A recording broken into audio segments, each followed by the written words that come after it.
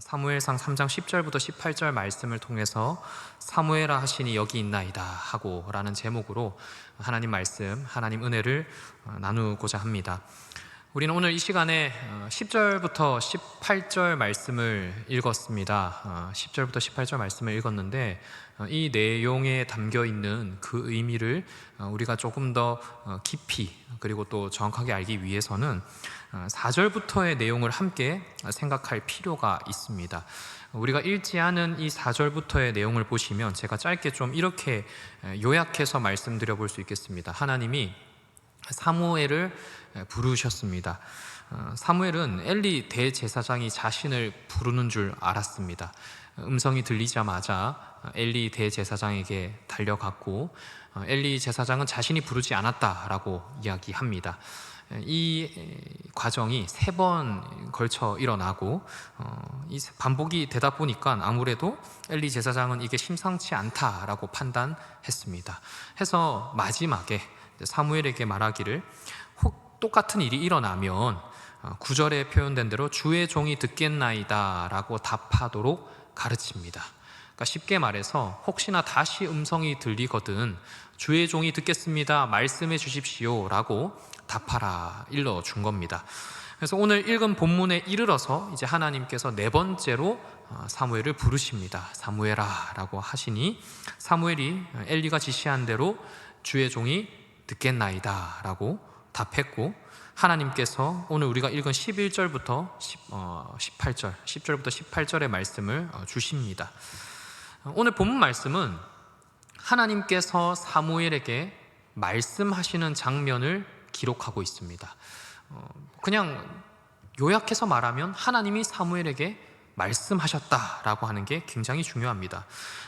바로 앞에 3장 1절을 보시면 이렇게 기록하는데 하나님의 말씀이 희귀하여 이상이 흔히 보이지 않았더라.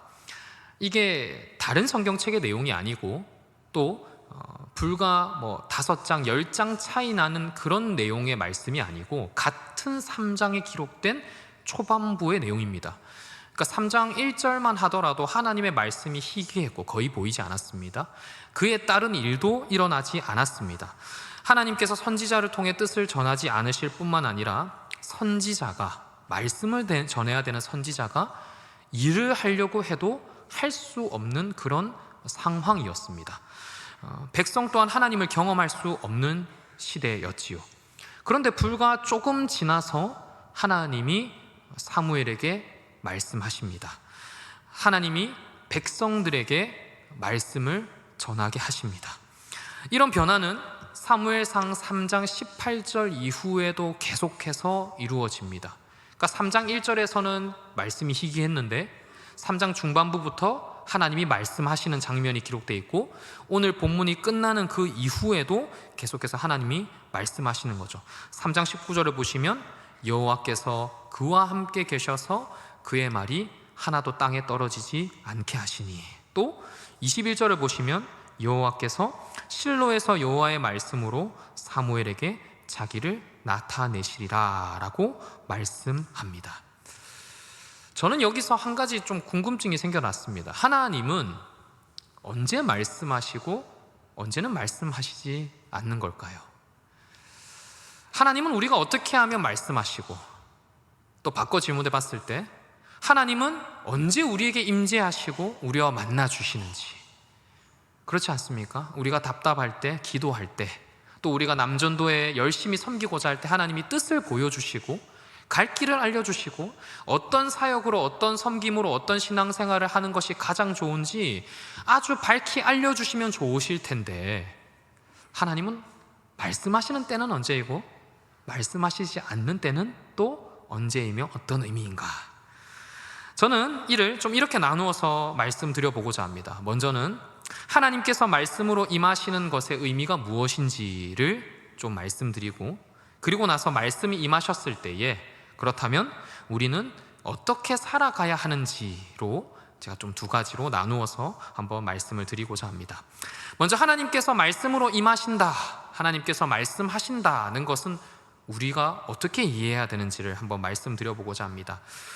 하나님께서 우리가 원하는 때에 언제든지 말씀해 주시면 좋을 것 같지만 참 공교롭게도 그런 경우는 그렇게 많이 일어나지는 않는 것 같습니다. 기도하면 기도 응답이 즉각적으로 이루어지고, 기도하면 병든 자가 낫고, 또 기도하면 우리 남전도의 회원분들 어떻게 해야 될지 딱 사업이 눈에 보이고 그러면 좋을 텐데, 그런 일이 아주 많이 일어나지는 않는 것 같습니다. 말씀해 주시지 않는 것보다 분명 말씀해 주시는 게 좋은데 여기서 우리가 한 가지 좀 지혜로운 방법을 택할 필요가 있습니다. 하나님이 왜 말씀해 주시지 않고 말씀해 주시느냐를 씨름하면 그건 하나님께 달려있는 일을 씨름하는 것이기 때문에 사실은 이 방법이 아니라 조금 더 좋은 방법을 택할 필요가 있습니다. 그러니까 하나님이 말씀해 주시는 것은 하나님의 주권적인 영역이다. 하나님이 응답해 주시는 건 하나님의 주권적인 영역이다. 하나님이 인도하시는 것은 하나님의 주권적인 영역이라는 것을 인정하시고, 말씀해 주시느냐 말씀해 주지 않으시냐 보다도 말씀하시는 때에 우리가 그걸 어떻게 받아들이느냐에 집중해보고 좀 이야기를 나누어 보고자 합니다. 하나님께서는요, 성경 말씀을 보았을 때 늘 백성들과 관계하는 분으로 등장하십니다. 그러니까 하나님께서 직접적으로 말씀하시건, 선지자를 통해 말씀하시건, 제사장을 통해 말씀하시건 간에 하나님은 늘 말씀으로 관계하십니다. 그래서 구약시대에 이 일을 담당했던 사람이 바로 선지자입니다. 구약시대는 그랬습니다. 선지자가 먼저 하나님의 말씀을 듣습니다. 그 말씀을 받아서 백성들에게 말씀을 전합니다. 본문의 사무엘을 보시면 하나님의 말씀을 듣고 누구에게 말씀을 전하느냐면 바로 엘리 제사장입니다. 그러니까 지금 1차 수신자가 자기 자신 사무엘이라면 그 다음에 말씀을 전파하고 말씀을 확장해 나가는 과정이 누구냐? 바로 엘리 제사장인 거죠. 그리고 그 이후의 말씀을 또 보면 이 말씀을 받아든 사무엘이 백성들에게도 말씀을 전하는 걸 볼 수 있습니다. 그냥 한 사람이 말씀을 받는다는 것에 그치는 게 아니라 구약 성경은요, 말씀을 받아든 사람이 선지자로서의 직무를 다하는 것이다 라고 이해할 수 있습니다. 그래서 하나님의 관계가 지속됩니다. 제가 계속 반복해서 말씀드리는 게 있습니다. 관계입니다. 관계. 말씀이 임하니까 하나님과의 친밀한 관계가 이루어지고 관계가 지속되는 거죠. 그렇다면 신약 시대를 살고 있는 지금은 어떤가? 우리들, 지금 현대 사회를 살고 있는 우리들은 그러면 이걸 어떻게 적용하고 이해하고 받아들여야 될까? 저는 이걸 이렇게 좀 적용해 볼 수 있다고 생각합니다. 하나님께서 우리 각자에게 말씀하신다입니다. 하나님께서 우리 각자에게 말씀하신다. 그러니까 하나님께서 우리 각자에게 임하십니다. 어떤 시기에는 말씀으로 임하시고 또 어떤 시기에는 말씀하지 않으실 수도 있겠지만 중요한 사실은 하나님이 내게 말씀하신다라는 사실입니다. 하나님이 전혀 예상하지 못한 때, 내가 전혀 예상하지 못한 때에 말씀하십니까? 그때가 하나님과의 관계를 향한 초청인 줄 믿습니다. 내가 전혀 예상하지 못한 예배 자리에 찬양을 통해 은혜를 누리고 감동이 있으십니까? 하나님과의 관계를 향한 하나님의 초대인 줄 믿습니다. 기도 시간에 기도하고 하나님의 음성을 듣고 평안을 누리고 계십니까? 그것이 하나님께서 하나님과의 친밀한 관계로 초대하시는 순간인 줄 믿습니다.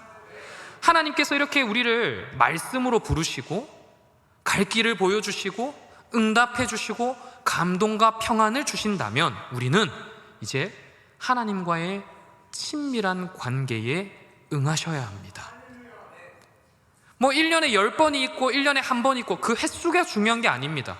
제가 드리고 싶은 말씀은 한 번이 되었건 10번이 되었건 간에 강물과 같이 은혜가 임하는 그때에 은혜를 붙들고 관계를 이어나가야 한다는 겁니다.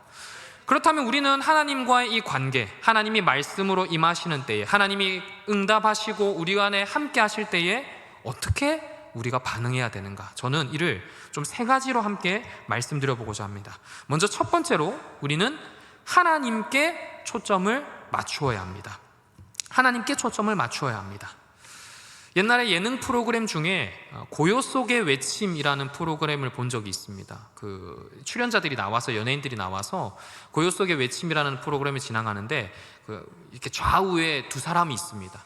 한 명이 문제를 출제하고 한 명이 문제를 맞추는데, 재밌는 건 두 사람 다 헤드폰을 끼고 있습니다. 헤드폰을 끼고 이제 제작진들이 막 노래를 엄청 크게 틀어주는 겁니다. 각기 막 신나는 막 가요를 틀어주는 거죠. 트로트도 틀어주고 막 이 연예인들이 따라 부르는데, 이제 문제를 보여주고서 스피드 퀴즈 하는 것처럼 막 이야기하는 겁니다. 헤드폰을 끼고서 거제 교회 이러면 잘못된 대답을 하고 막 낄낄거리면서 웃는 그런 장면을 제가 본 적이 있습니다. 제가 보면서 그런 생각이 들었습니다. 저 두 사람은 수많은 방해거리가 있어도 그 순간만큼은 문제에 집중하고 있구나. 어떤 방해가 있고 어떤 소음이 있어도 한 가지 주제에 몰입하고 있구나. 초점을 맞춘다는 건 어떤 방해거리가 있어도 그 한 가지에 집중하는 걸 말합니다. 그러니까 하나님께 초점을 맞춘다는 건 우리의 인생 가운데에 하나님께 초점 맞추기에 여러 어려움이 있어도 하나님께 집중하는 걸 말합니다. 우리는 환경, 나의 기도 제목, 어떤 나의 가족, 나의 직장, 나의 건강, 여러 가지가 우리를 막을 수 있습니다. 그럴지라도 우리는 이를 뛰어넘어 하나님께 집중해야 합니다. 오늘 말씀 속에 사무엘을 보십시오. 사무엘은 한낱 견습생이었습니다. 회사로 치자면 인턴이었고요, 생활로 보자면 일종의 하숙생 개념이었습니다. 교육생이었죠. 한 목소리를 낼 만한 그런 위치의 사람이 아니었습니다. 분명히 음성이 들렸을 때 제가 만약에 사무엘이었다면 일어나자마자 그런 생각을 했을 것 같습니다. 나 움직여도 될까? 나 지금 자리에 벌떡 일어나도 될까? 지금 소등 시간이고 엘리 대제사장 빨리 자라고 했는데 나 움직여도 될까? 나같이 어린 사람이, 나같이 교육생 신분이, 나같이 견습생 신분이, 나 같은 사람이, 일개 나라는 사람이 움직여도 될까라는 그런 생각을 할 수 있을 만한 위치의 사람이었습니다. 그런데 음성에 집중합니다. 음성에 반응합니다. 음성이 들려오는 곳에 초점을 맞추고 집중합니다. 우리는 사무엘을 보면서 감사할 수 있습니다. 어찌 보면 사무엘보다 더 나은 환경에 있습니다. 왜 그렇습니까? 사무엘이 좋은 본이 되어줍니다. 사무엘처럼 어린 친구도, 사무엘처럼 어떻게 보면 자랑할 것 없는 처지의 사람도 하나님께 집중하고 있지 않습니까? 사무엘은 아무것도 모르고 하나님의 음성을 들었을 텐데, 우리는 음성이 들릴 때 적어도 이게 하나님의 감동이구나, 하나님의 말씀이구나, 하나님의 인도하심이구나, 하나님의 보여주시는 길이구나 라고 생각할 수 있습니다. 여기서 저는 한 가지를 더 말씀드리고 싶습니다. 우리는요, 환경이나 직장이나 기도 제목이나 이런 것들 뿐만 아니라 나의 실패마저 뛰어넘어 하나님께 집중해야 합니다. 이때 당시에 이스라엘 백성들은 하나님의 말씀이 희귀해서 보이지 않을 때입니다. 실패를 경험할 때입니다. 우울할 수 있습니다. 주눅들 수 있습니다. 근데 사무엘은 어떻습니까? 실패에 무너지지 않습니다.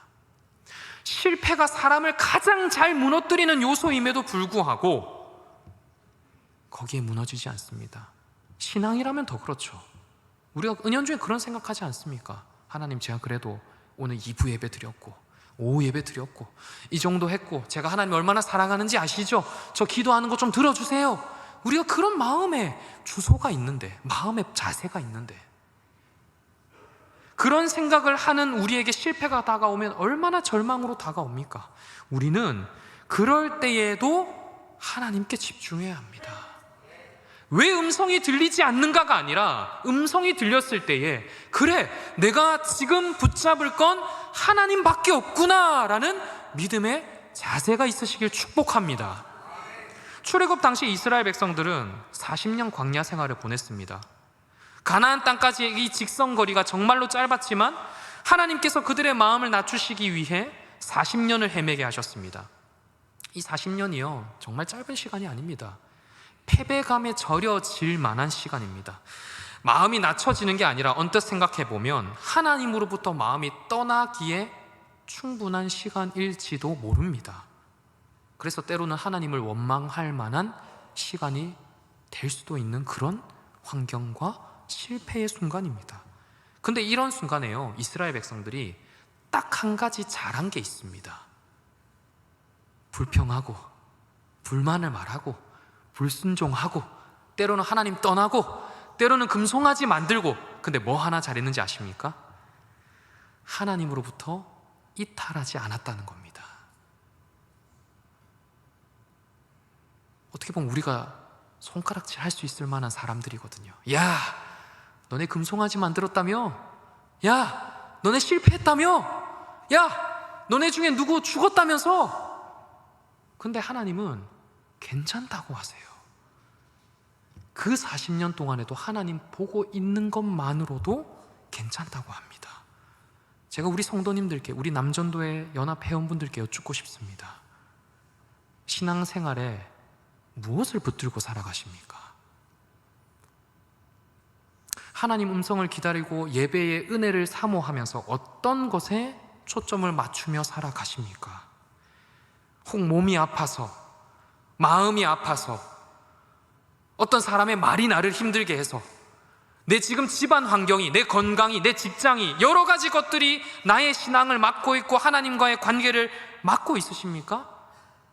사랑하는 성도님 여러분, 사랑하는 남전도의 연합회원분들, 그 어떠한 어려움보다 하나님이 크신 줄 믿습니다. 그 어떠한 방해물보다 하나님이 더 막강하신 분인 줄 믿습니다. 정말 이 고백에 아멘 하신다면, 믿으신다면 우리는 그 어떤 실패와 어려움 속에서도 하나님께 초점을 맞추셔야 됩니다. 1년에 10번, 1년에 5번, 그게 중요한 게 아니고 지금 나에게 하나님이 은혜를 주실 때, 지금 나에게 말씀하셔서 관계를 지속하고자 하실 때에 하나님께 초점을 맞추셔야 됩니다. 제가 잠언 2구절 말씀을 살펴볼 건데요, 잠언은 하나님께 초점 맞추는 인생이 이런 결과가 있겠다고 말합니다. 잠언 16장 20절입니다.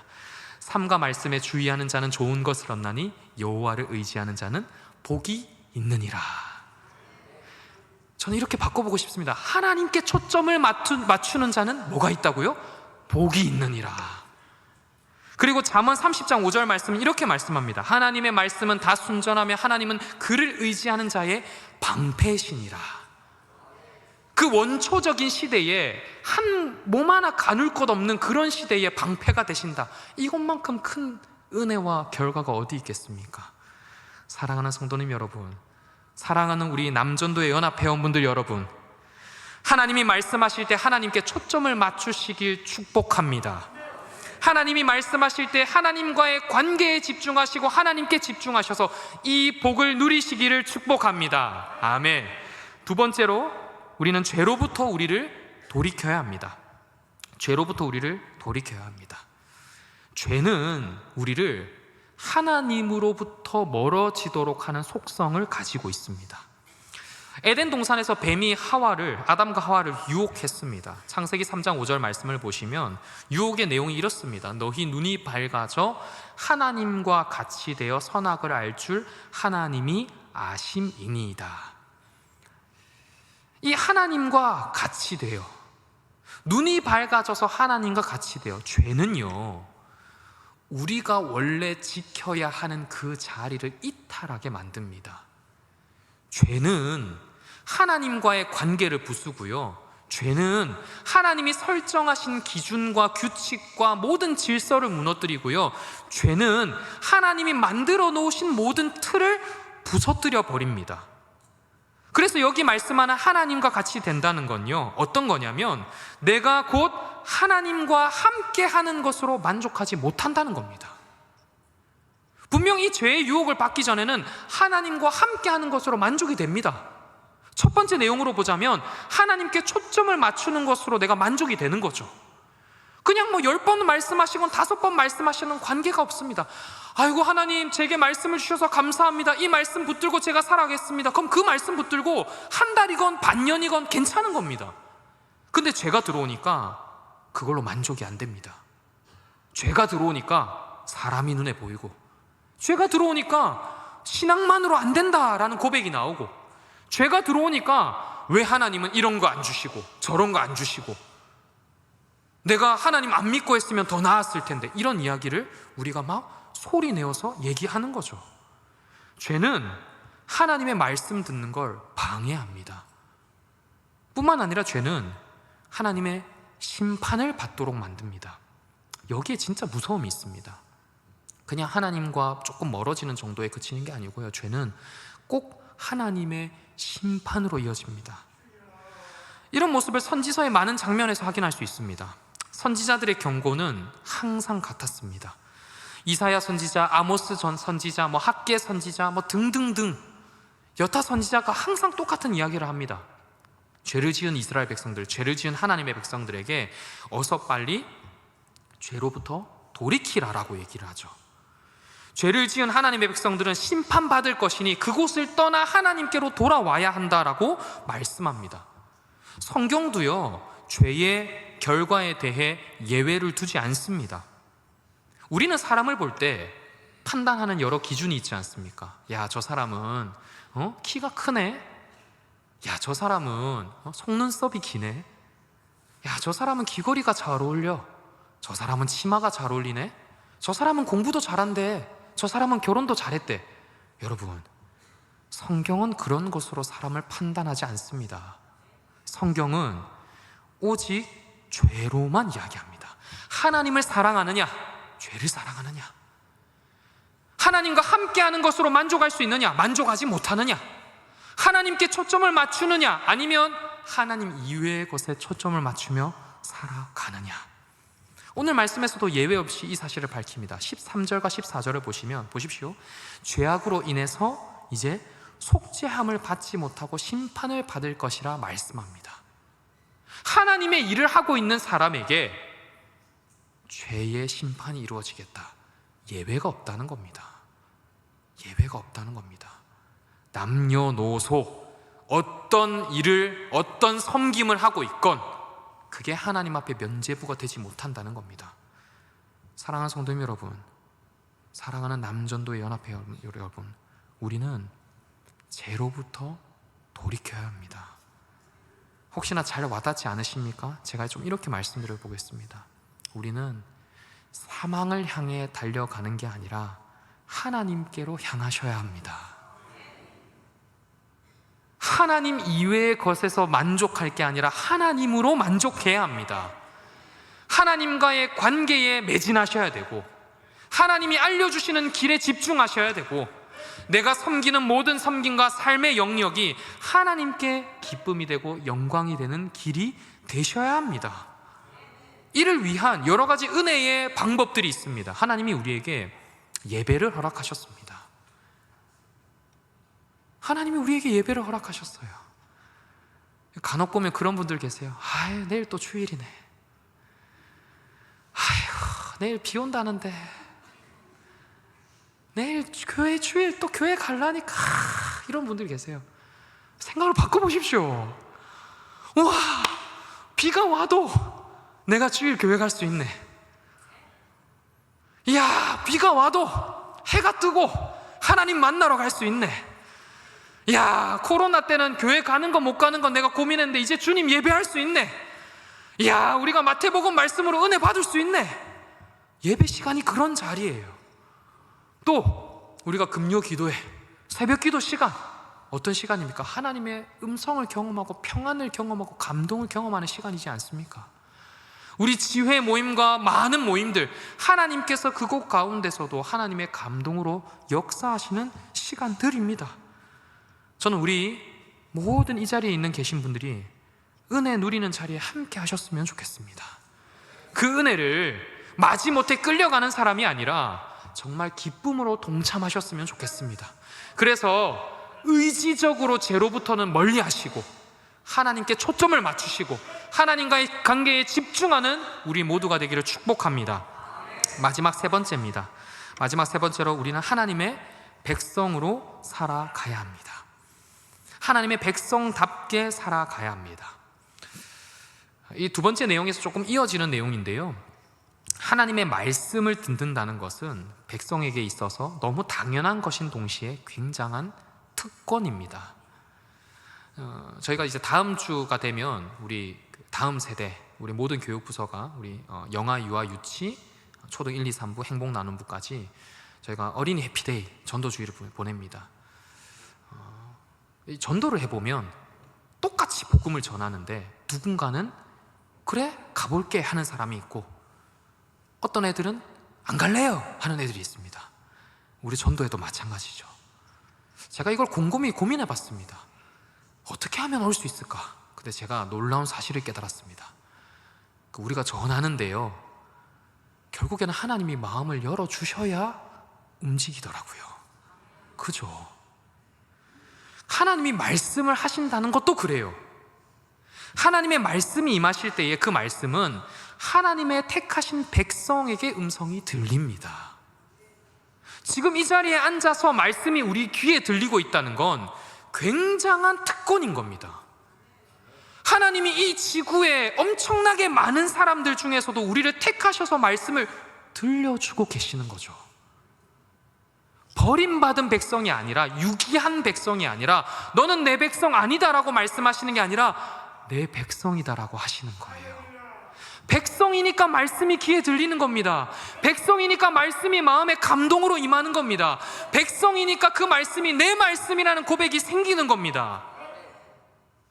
예배 시간에 조금이라도 그 말씀이 감동으로 임하십니까?